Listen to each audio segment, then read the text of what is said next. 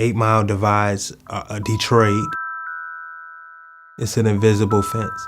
It's a box for some people to not explore and expand and grow outside of city limits. People almost fear crossing 8 Mile, and that fear is built up over generations, even to this day. You can see the change in the buildings, the change in the streets, the change in the way the buildings have been kept. It's plain to see. For a long time, the perception of people on both sides of 8 Mile was that it's us against them.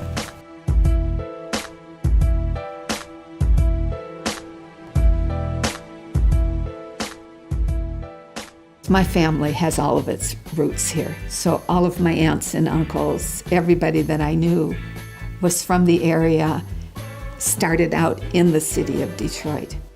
Back in the 40s and 50s, Detroit was just a vibrant place, an exciting place to live. Back when we were kids, you would always see, regardless of the season, kids outside playing and you know, parents chatting and, you know, regular neighborhood activity. People would talk about a black family moved into the neighborhood, and now look, you know, it was that panic that they really believed that now their house wasn't going to be worth anything and that their whole life had been ruined. People called it white flight because that's mostly who left at that time. They were moving across 8 Mile. Initially, when we first moved here to Detroit, the ward boundaries did not extend into it. 8 Mile was the dividing line. There was actually a unit of our church that covered 8 Mile and below, and there was a unit of our church that covered 8 Mile and above.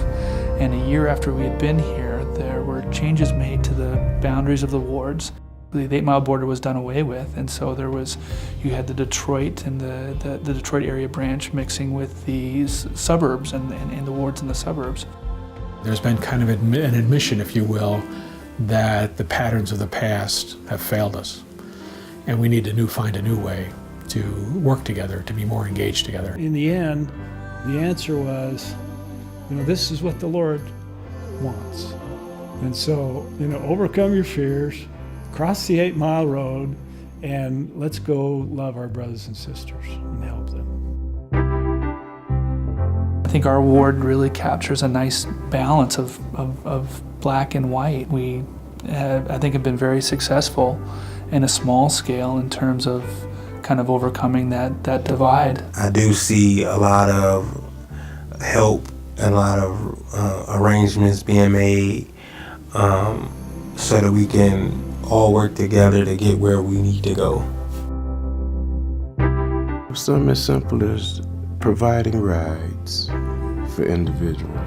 I've gotten over some prejudices I've had that I didn't recognize until I joined the church. It's like the world just opened up and here we are.